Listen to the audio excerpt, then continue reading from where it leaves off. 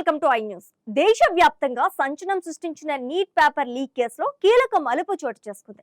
ఈ కేసులో ప్రధాన సూత్రధారిగా భావిస్తున్న పూణేకు చెందిన కెమిస్ట్రీ లెక్చరర్ పివి కులకర్ణిని సిబిఐ అధికారులు అరెస్ట్ చేశారు. గోప్యంగా ఉండాల్సిన కెమిస్ట్రీ ప్రశ్నాపత్రాలు, ఆన్సర్ కీలు, గెస్ట్ పేపర్స్ పేరుతో విద్యార్థులకు అందించినట్లు ఆరోపణలు వెల్లువెత్తుతున్నాయి. ఈ వ్యవహారం ఇప్పుడు నేషనల్ టెస్టింగ్ ఏజెన్సీకి అనుబంధంగా పనిచేస్తున్న కోచింగ్ మాఫియా, ఎగ్జామ్ నెట్వర్క్లపై తీవ్ర అనుమానాలకు దారితీస్తోంది.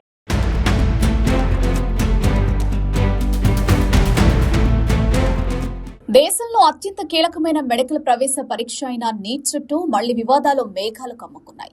ఇప్పటికే పేపర్ లీక్ ఆరోపణలతో దేశవ్యాప్తంగా చర్చనీయాంశమైన ఈ కేసులో ఇప్పుడు సిబిఐ దర్యాప్తు వేగవంతం పెంచింది.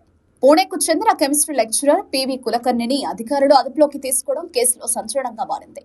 దర్యాప్తు సంస్థల సమాచారం ప్రకారం కులకర్ణి కొన్ని ప్రైవేట్ కోచింగ్ నెట్వర్క్లతో కలిసి పనిచేస్తూ అసలు ప్రశ్న పత్రాలకు సమీపంగా ఉన్న ప్రశ్నలను గెస్ట్ పేపర్స్ పేరుతో విద్యార్థులకు అందించాడని ఆరోపించారు.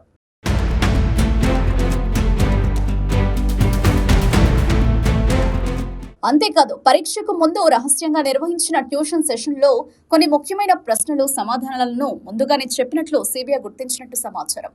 భారీ మొత్తంలో డబ్బులు తీసుకుని వ్యవహారం నడిపినట్టు అనుమానాలు వ్యక్తమవుతున్నాయి.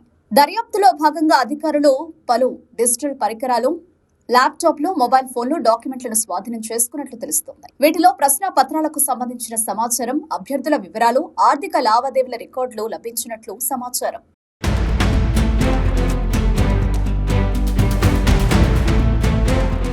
ఈ కేసు కేవలం ఒక వ్యక్తితో ముగిసిపోదని, దేశవ్యాప్తంగా విస్తరించిన కోచింగ్ సెంటర్లు, మధ్యవర్తులు, పరీక్షా నిర్వహణ వ్యవస్థకు చెందిన కొంతమంది వ్యక్తుల పాత్ర కూడా ఉండొచ్చని సిబిఐ అనుమానిస్తోంది. దీంతో దర్యాప్తు మరింత విస్తరించే అవకాశాలు కనిపిస్తున్నాయి. నీట్ వంటి జాతీయ స్థాయి పరీక్షల్లో పారదర్శకతపై ఇప్పటికే ప్రశ్నలు లేవనెత్తుతున్న విద్యార్థులు, తల్లిదండ్రులు ఈ తాజా పరిణామాలతో తీవ్ర ఆందోళన వ్యక్తం చేస్తున్నారు. పరీక్షల విశ్వసనీయతను కాపాడేందుకు కేంద్ర ప్రభుత్వం, నేషనల్ టెస్టింగ్ ఏజెన్సీ కఠిన చర్యలు తీసుకోవాలని డిమాండ్లు వినిపిస్తున్నాయి.